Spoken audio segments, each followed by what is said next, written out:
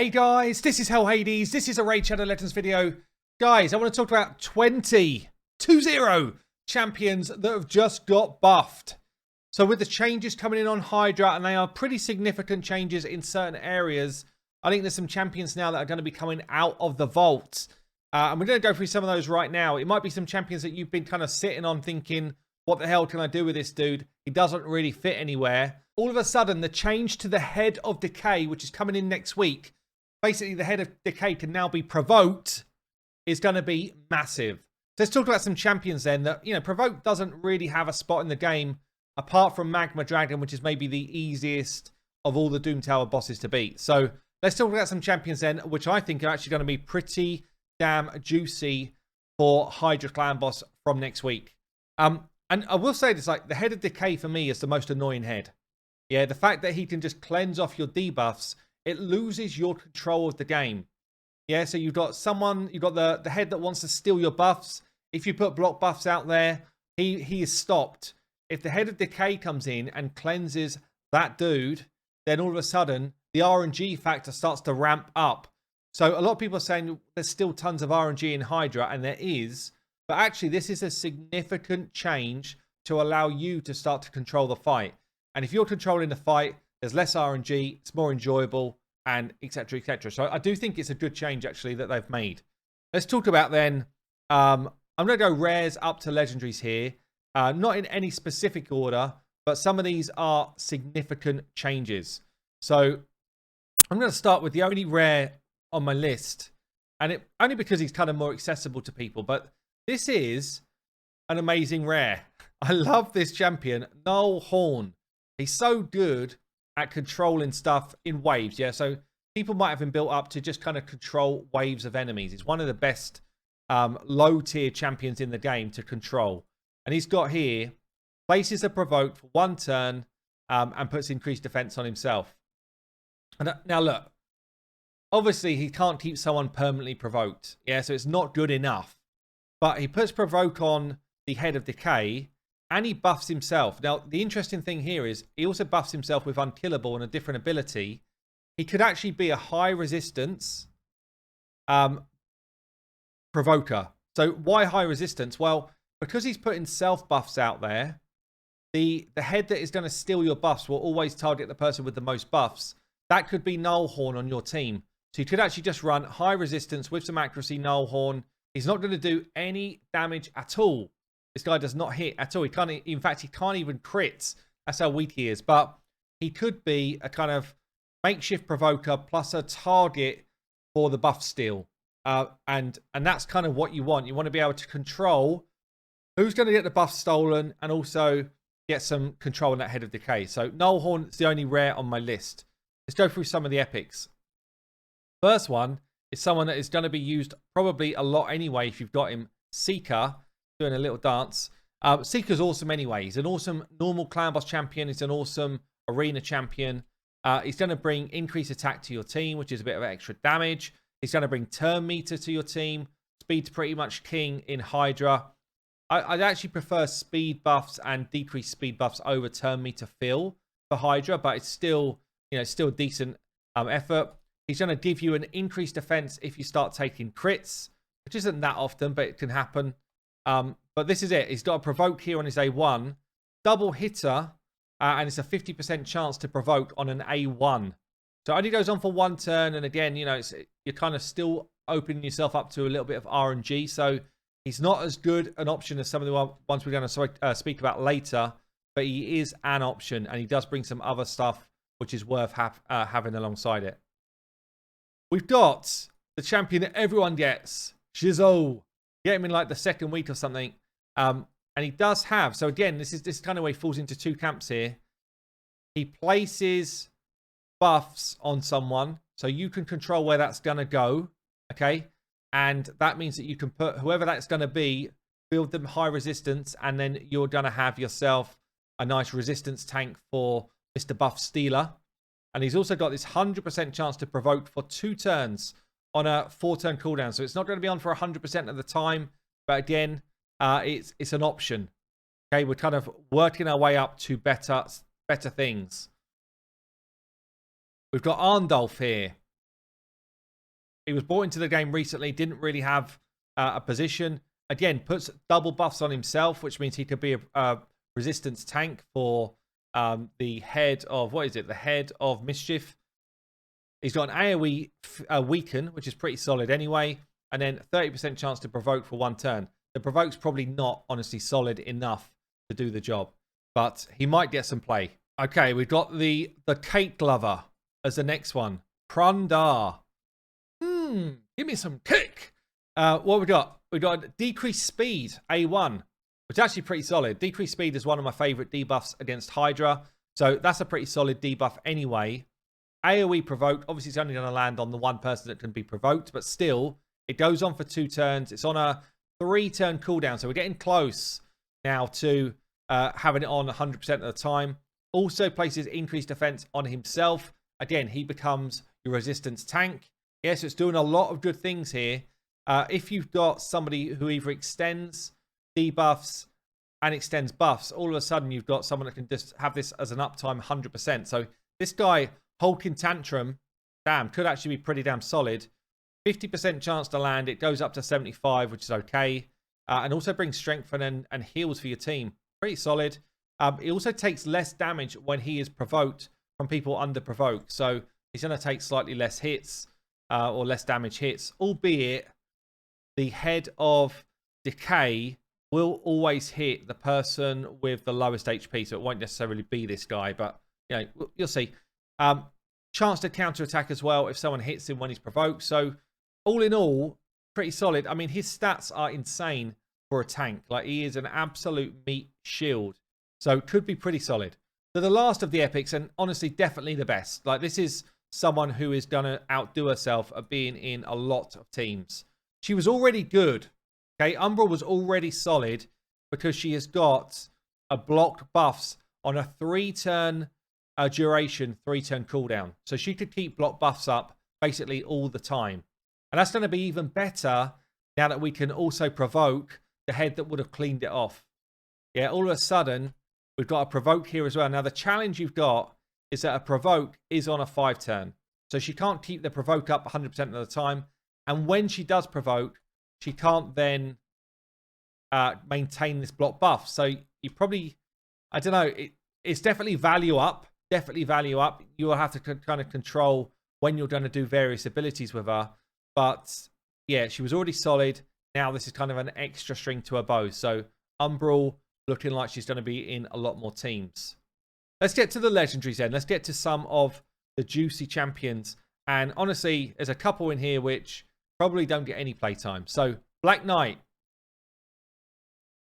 It's just kind of like a mediocre legendary, right? He can do some okay things, but there wasn't really a place in the game for him apart from maybe Magma Dragon. So he's got a 75% chance on his A1 to provoke.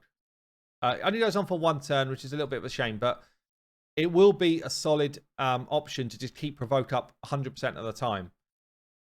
He's also got heals and increased defense for your team on a 2-turn cooldown. Goes on for 2 turns. And he's also got a bit of a nuke on his A3. But you might not use his A3 and just literally use him for A1s and A2s. Also, if he takes a bit of a hit, he gets an unkillable buff up. So again, he could end up being your resistance tank because he's got an additional buff most of the time. Worth thinking about. This is on a low cooldown as well. So yeah, I feel like Black Knight could get some use. Sigmund in the same faction here with his shiny old shield. We love a shield in Raid Shadow Legends. Again, crazy tank stats here. Sigmund, he's got a bit of a buff removal chance here, but AoE provoke and decrease attack. 2 great debuffs for this boss. It's a shame. It's on a 3-turn cooldown, and the provoke again only goes on for 1. There's not many champions like that have the ability to keep provoke up 100% of the time. So this will have to be a bit of a bit part, but decrease attack, as long as you're keeping those debuffs on, decrease attack is a solid debuff to have against Hydra. All of the heads do attack based on damage based on attack. Also brings you shields, strengthen. Yeah, this is a pretty solid kit for Hydra, and He's also got here a chance to decrease the duration of any buffs if they've got buffs on his passive. So, I don't know. Sigmund could be coming out of the vault, guys. So we've got Marta, who probably is getting a bit of playtime anyway. The challenge you've got with Marta is, so her provoke is only on for 1 turn. It's on a 4-turn cooldown. It's not the best. Again, she would have to be paired up with somebody else. But counterattack as well is already solid. And as long as you can kind of control the buff steal, then having counterattack on your whole team would be actually awesome. So Marta might get a bit of a kind of backup option as your provoke champion. And a solid one. She hits freaking hard as well. So yeah, she might do. Vivaldi, the new champion that's just currently being fused. We did kind of hint that we thought this might be the case, that provoke starts to become more important. I did a playtest on Vivaldi, and you can go and check my video out if you like. I thought he was good. It was a good progression-based legendary. Not going to be kind of changing endgame teams, but now he gets a bit more playtime. So provoke on his A1, 30% chance. The provoke debuff can be placed even if it's a weak hit, and he gets a heal as well. And he's got another provoke ability, and AoE leech can be placed on weak hits as well. So he's got 2. This is on a 3-turn cooldown, so he's got the chance to keep provoke up pretty much 100% of the time. And then he's got healing and shielding as well. And this passive now does make a bit more sense. So, you know, the Head of Decay will hit somebody else other than Vivaldi. That person will take 15% less damage. When I first read this passive, I was like, this doesn't make any sense. Well, actually, for this fight in particular, for Hydra, it definitely does. So Vivaldi will gain a lot of respect coming out of this one. Now, this Barbarian Cantra, the Cyclone, may be one of the best. Maybe one of the best ones that's got a buff. Not got a buff, that's going to be more relevant. So she was already cool, but she's kind of undervalued at the minute. She's got an A1, which can still buffs. Okay, that's already not bad. The A2 is kind of sweet for Hydra, albeit there's an RNG level. We love RNG in Raid Shadow Legends. So 3 hits. Each hit books up to 75% chance of putting 2 of the following debuffs out there. Or, sorry, you can get three of them out there, but they go out for 2 turns. Block buffs, decrease attack, decrease speed, weaken, decrease accuracy, and heal reduction. Pretty much all of those, except the heal reduction, are solid. Really good abilities. She's only got 1 skill that can cool down. So if you throw in some reflex gear, you could cool this down even faster and go again. So decrease attack, block buffs are 2 like awesome debuffs to get out there. Decreased speed is up there as one of the best debuffs for Hydra as well. So she's really bringing some value just with her debuffs. That was already happening on a 3-turn cooldown. But this is the interesting part here. So her passive. This champion receives 4% less damage for each debuff on the attacker. Let's think about how many are going to be out there if you're controlling that Head of Decay. Pretty much it's going to be like 5, 6, whatever. It'll be a lot. So she's going to take a good chunk less damage. Her accuracy goes up for each debuff that are out there as well. She heals as debuffs pop off, which is kind of just a nice inbuilt self-heal mechanic. And then we got this 75% chance for putting provoke on for 1 turn on enemies under 5 or more debuffs at the start of this champion's turn. So as long as you're keeping debuffs up on the enemy, 75% chance each turn she takes that you're going to get a provoke out there. It's one of the best options, I think. One of the best options to keep provoke on all the time, as long as you're controlling those debuffs rolling on. Other cool thing, she can place it through weak hits. She doesn't care. She does it anyway. She's got really good base stats. I think Cantra's going to be one of the best. Brago. Iron Brago is a great normal clan boss champion. He can keep increased defense up 100% of the time if he's booked out. He's also got a smack of an A1, a smack of an AoE A2. He's got a passive which will just give all of your team more defense, which is going to be really helpful in Hydra. And then bam, all of a sudden he's got a provoke as well. 3-turn cooldown, AoE decrease attack, and a chance to provoke. Again, he can't keep provoke up 100% of the time, but his kit, which was already good, is now a little bit better for Hydra as well. So I can see him coming into some Hydra teams for sure. Right, let's move on to big boy number 1. Big boy number 1. Probably the best Hydra champion in the game. Probably the best normal clan boss champion in the game. Damn. So he's got decreased speed A1. Beautiful. He's got protection and healing and all that type of stuff A2. Plus increases the duration of buffs. Beautiful. He's got a provoke. 3-turn cooldown provoke. Plus he buffs himself so he can be your resistance tank. Beautiful. Oh yeah, and by the way, if he gets hit, he's just going to drop the attack and defense of whoever hits him. Damn. Chris is going to be absolutely top tier for this fight. One of the other champions which a lot of people might have sitting around. This might be the champion that comes out of the vault that benefits the most people that are watching this video. A lot of you would have got him if you were playing the game at the time in a fusion event. So Skull has gotten his A2 on a 3-turn cooldown, 100% chance to provoke, and put Strengthen on himself for 2 turns. So he's got Strengthen up 100% of the time. He is your natural resistance tank. Okay. He's also got this provoke ability. Okay, it's up 50% of the time, but still solid in terms of stopping the Head of Decay doing his thing. And he's got an AoE decrease attack. 3-turn cooldown, goes on for 2 turns. Pretty much his kit, I mean, his passives have never been good and they're still not good, but his kit now is pretty well kind of tuned in to Hydra. Now, we do have a couple of Skinwalkers in the mix as well. 2 I don't have actually, but still. War Chief, he's known as the #1 provoker in the world. Basically, 25% chance to provoke on his A1, goes up to 35. And then a provoke on his A2 as well. 2-turn cooldown. It goes on for 3 turns. He has got, I think he might be the only champion in the game really that keeps provoke up 100% of the time without fail. So he will just be in there. And that's all he does. It's a shame it's all he does really.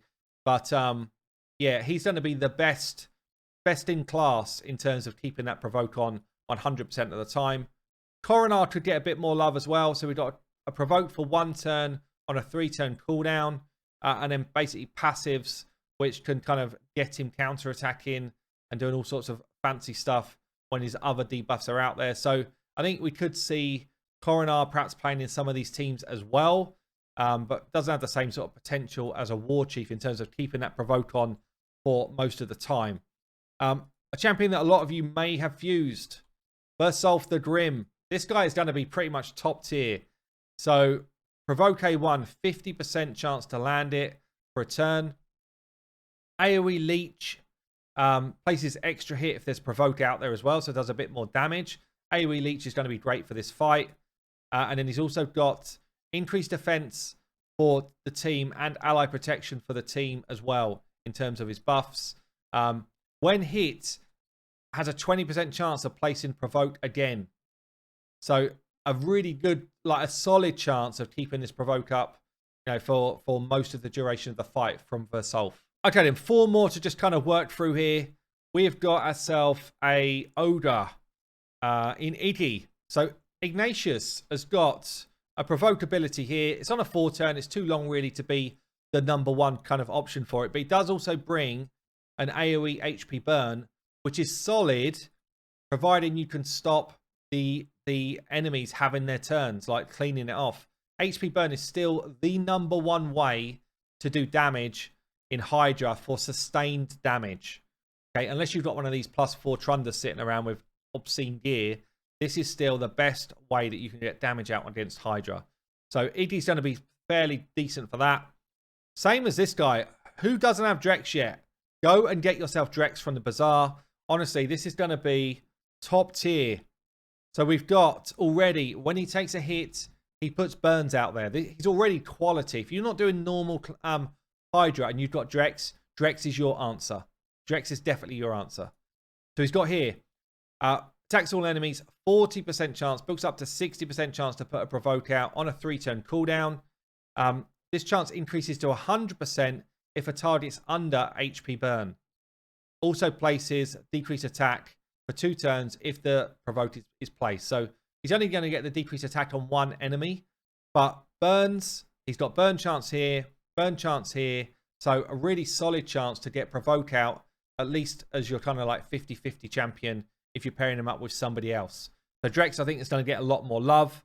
We then got 2 more. So we have got Big Boy, Solus, an absolute nuke machine, has got a provoke here. So attacks 3 times at random on his A2.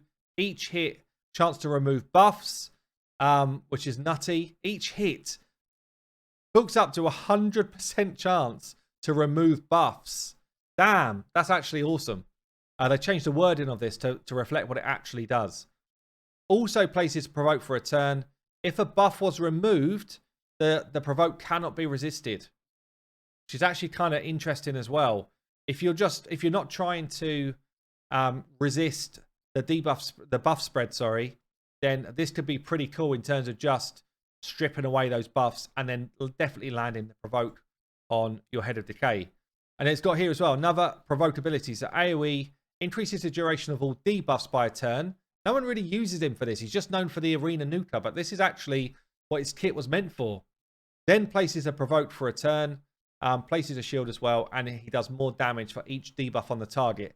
He hits hard if you get a bunch of debuffs out there, and you should be able to keep them out there as long as you're kind of using this new technique. So Solus as one of your provokers, he will keep provoke up for a decent amount of time. And the last one I'm going to call out then is one of the login champions, Visix, the Unbowed. She got a buff. She got a buff to a really solid place. Can't do anything here in terms of turn meter control on Hydra bosses, but we do have AoE decreased speed, which is actually an awesome ability for Hydra. Ally protection for your team as well.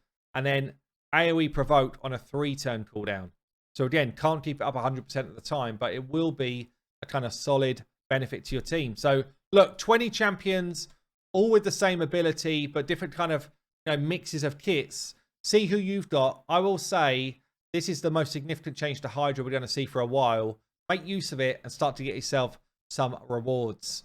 I've been Hell Hades. I will see you later.